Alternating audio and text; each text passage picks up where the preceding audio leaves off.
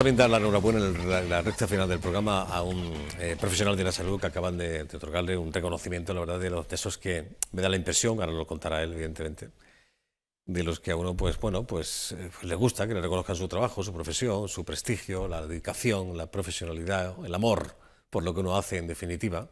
En alguna ocasión nos visitó la Ilustre Academia de Ciencias de la Salud Ramón y Cajal. Ese ha sido quien ha distinguido al médico almeriense Martín García. En concreto, el galardón ha consistido en el nombramiento de académico numerario en reconocimiento a su excelente trayectoria profesional y a su notorio prestigio en el ámbito de la salud. Ayer, por cierto, la compañera Marta Soler nos ofrecía en las páginas del diario Ideal una entrevista con él. Bienvenido, buenas tardes, Martín. Buenas tardes. Enhorabuena. Gracias. Sí, eso fue el pasado día 23 de febrero. El 23 de febrero, sí, el sábado. ¿Y qué tal? Estas cosas son empujoncitos son morales cosas, para seguir haciendo bien las cosas, ¿no? Como uno sí, son que le reconozcan a uno su labor y su dedicación a una profesión, pues siempre te llena de satisfacción, ¿no? Y de orgullo. Y después, pues, es un acto muy emotivo, pues, porque estás reunido con personalidades científicas de renombre en el país y bueno, pues... Claro, sobre todo quien lo entrega, ¿no? La Academia de Ciencias de la Salud Ramón y Cajal, ¿no? El reconocido prestigio también, ¿no? Sí. Está claro, ¿no? Bueno, quisiera leerles en 4 líneas un poco quién es este señor.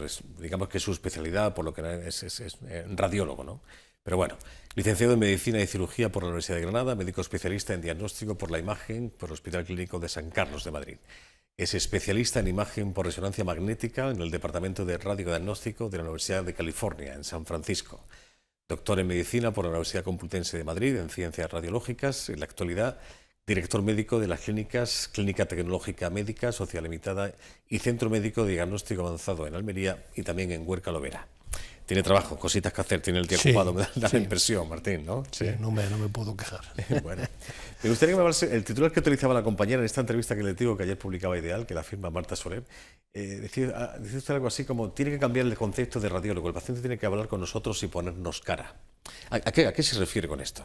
Sí, hoy es un dilema que está ahora mismo en la mesa de la especialidad, ¿no? Sorprendentemente, y a pesar de los avances médicos que ha habido, capitaneados por el diagnóstico por imagen, principalmente la resonancia magnética y la tomografía axial computerizada, paradójicamente en los estudios que se están haciendo de qué evaluación se le hace a la especialidad de radiodiagnóstico a nivel de los estudiantes de medicina que van a ser los futuros profesionales, pues en lugar de ir ganando posicionamiento, ha ido perdiéndolo. Y principalmente es debido a que es una profesión que no tiene, es una especialidad que pierde el contacto con el enfermo y que eso hace que sea menos popular que otras especialidades que sí tienen el contacto con el enfermo, que son casi todas. Efectivamente, cuando no se le ve la cara al profesional, ¿no? Claro, sobre todo porque es verdad que en la estructura de los hospitales y de la sanidad hay 2 tipos de especialidades. Están las especialidades que dan cobertura a una parte de la patología, y después están los servicios centrales, que son los que le dan soporte a todas las especialidades en cuanto a una actividad. La radiología forma parte de esos servicios centrales, igual que la anatomía patológica o igual que los análisis clínicos, ¿no?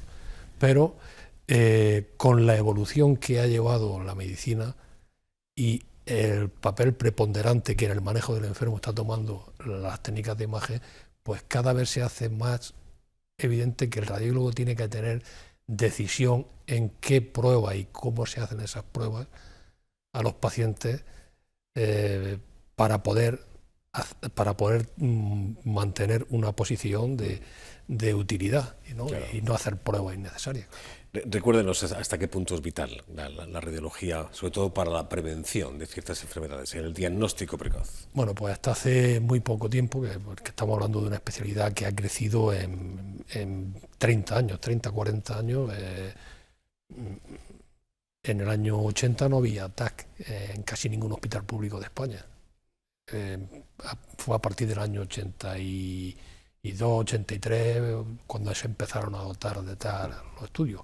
El TAR es un invento de los años 70, es decir, que no es, que es una especialidad que ha crecido de forma muy rápida. La primera radiografía se hizo a finales del siglo XIX, ¿no? Es decir, en los últimos años el avance que ha habido en la posibilidad de poder detectar enfermedades antes de que causen un síntoma es tan alto que no hay ningún estudio de screening específico, sobre todo en la patología tumoral, como puede ser la mama y la próstata, sí, que no incluya dentro de las técnicas de imagen. Claro. Yo también le contaba, a modo de titular, el tumor de mama hoy en día se cura al 90% y la prueba idónea para el cáncer de próstata sería una resonancia magnética. Esto que sí, bueno, hoy en día en los screening se utiliza más la mamografía, pero yo no tengo duda que en un futuro probablemente la resonancia magnética será el método de elección para hacer el screening de la patología maligna de la mama. Sí. Esa especialidad a la que yo me refería, especialista en imagen por resonancia magnética, el Departamento de Radiodiagnóstico de la Universidad de California. Cuando uno sale de su país, en este caso España, llega a Estados Unidos con el potencial que uno presupone que tiene también en el tema de salud. Recuérdeme su experiencia, su aprendizaje. Bueno, ¿qué se trae de allí? Yo empecé a hacer radiología, que creo que lo hice ya Marta en la entrevista, sí, habla de eso. Primero porque en el año 84, haciendo la mili, pues tuve la suerte de que el único TAC que había en la región de Murcia estaba en un hospital militar, porque le habían puesto la 7ª flota americana, que estaba en una base que era la Algameca, ¿no? Sí. Y bueno, pues ese TAC solamente lo utilizaban los médicos americanos cuando llevaban a sus pacientes. Pero estaba abierto aquello, no estaba cerrado, ¿no? Se podía utilizar, y entonces pues yo aprendí a utilizarlo. Y a raíz de ahí, pues fue cuando verdaderamente me di cuenta de que era una especialidad que tenía mucho futuro y de la que me podía aprender mucho, ¿no? Después pues leí artículos de resonancia magnética y ya fue cuando dije, bueno, pues esto es el futuro de la medicina, y lo sigo pensando. O sea, que fue su primer contacto con el TAC. Sí, ¿no? Sí, porque entonces no había. Y entonces cuando yo empecé a hacer radiología, pues para poder aprender resonancia magnética, pues tenías que irte del país, porque no había, en los años 90 no había resonancia magnética en los hospitales públicos de España. Y entonces, bueno, pues yo tuve la suerte de que me dieron una beca a través del FIS, me aceptaron para hacer la especialidad de resonancia magnética en varios hospitales de Estados Unidos, elegí San Francisco, y la experiencia fue muy positiva. Primero porque primero me di cuenta que nosotros no estábamos tan lejos del sistema americano, pero sí teníamos muchos menos medios y teníamos una organización diferente. Lo principal que yo aprendí allí es que ellos basan la enseñanza de los futuros profesionales en transmitir bien la experiencia de los que ya están consagrados. Vale. Quizá la gran diferencia que todavía existe, evidentemente, es que la salud en este país sigue siendo pública. En Estados Unidos no es así. Sí, eso es un fallo, sí. Bueno, ¿Sería exportable esto, aunque se ha intentado en alguna ocasión? ¿Exportable el concepto de salud, de seguridad social que tenemos en este país a Estados Unidos? Yo creo que lo intentó Obama, ¿no? Al final no lo pudo realizar, y ahora también lo están preconizando los que están en el Partido Demócrata, que lo quieren hacer. Sería exportable, pero con la propia idiosincrasia de allí, de Estados Unidos. Sí, ¿no? Claro. Ellos tampoco, la mayoría de ellos no pagan la seguridad social porque tienen un sistema de seguros privados y no habría que cambiar mucho el sistema para eso. Pero quien no tiene poder económico para tener un seguro privado, prácticamente se muere en mitad de una acera. Sí, eso es muy injusto y lógicamente... Quizá no somos conscientes, Martín, de esto, ¿no? A mí me gusta esto recordarlo de vez en cuando, sobre todo cuando hablo con ustedes, con los profesionales de salud, aunque tiene sus carencias, tiene sus defectos, pues, evidentemente, pero que tengamos salud pública, que podamos acudir a un médico si tenemos algún problema, sin que nos cueste el dinero en el instante de toma y dame. Bueno, yo creo que el dinero nos cuesta. El problema es que no somos nosotros los que los pagamos, pero el dinero tiene que salir de algún sitio. Sí, por supuesto, si el dinero claro que cuesta. Claro, es decir, no lo pagamos nosotros, pero lo paga el Estado a través de nuestros impuestos. Los impuestos. ¿No? Entonces, yo creo que eso sí se debería de poner sobre la mesa, ¿no? Y decir, no, la medicina no es gratis, la medicina tiene un coste para todos nosotros.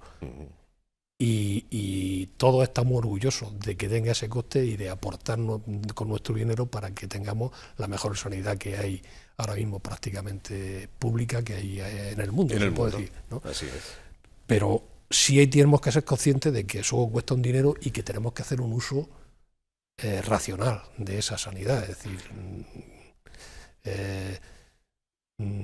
yo me acuerdo que hubo un ministro de uno de los gobiernos de Felipe González, un ministro de Sanidad que había venido de Renfe porque había sido un buen gestor, y estaba yo entonces en Madrid, y este hombre pues hizo un experimento que fue que los enfermos del Ramón y Cajal, el hospital Ramón y Cajal, se fueran cuando habían tenido algún procedimiento con una factura, con balance cero, pero en la factura venía detallado el coste de todo lo que había costado el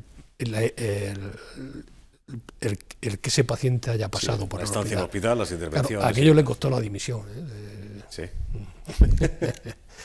Bueno, pero eso te hace ver un poco realmente. Claro, yo creo que sí, que debemos hacerle consciente que la gente, o sea, el paciente tiene que ser consciente de que sí, de que está recibiendo una muy buena sanidad, que es lo más justo que hay, pero que eso cuesta un dinero. Ya lo creo. Hay que valorar lo que tenemos, ya lo creo que sí. ¿Qué significa ser académico numerario, que es el galardón que le entrega esta ilustre Academia de Ciencias de la Salud Ramón y Cajal? Bueno, principalmente es una distinción que se te hace, pero en realidad lo que verdaderamente se valora es lo que hay detrás de eso, ¿no? Pues el poder tener artículos publicados, el tener una base a pesar de que la carga asistencial es muy grande en nuestra profesión, pero podemos dedicar tiempo a la investigación, tener una tesis doctoral bien calificada y ser una de las más comentadas, ¿no? En otras tesis, pues todo eso hace que uno tenga el orgullo de poder decir, bueno, pues aparte de que la satisfacción principal que te lleva es ver que puedes hacer algo por el paciente, pues así es. El que se te reconozca también esa labor, ¿no? Premio a su trayectoria profesional y gran prestigio en el ámbito de la salud. Médico almeriense Martín García. Le agradezco la visita y enhorabuena una vez más. Nada, muchas gracias. Que vaya bien, Martín. Gracias. Hasta la próxima.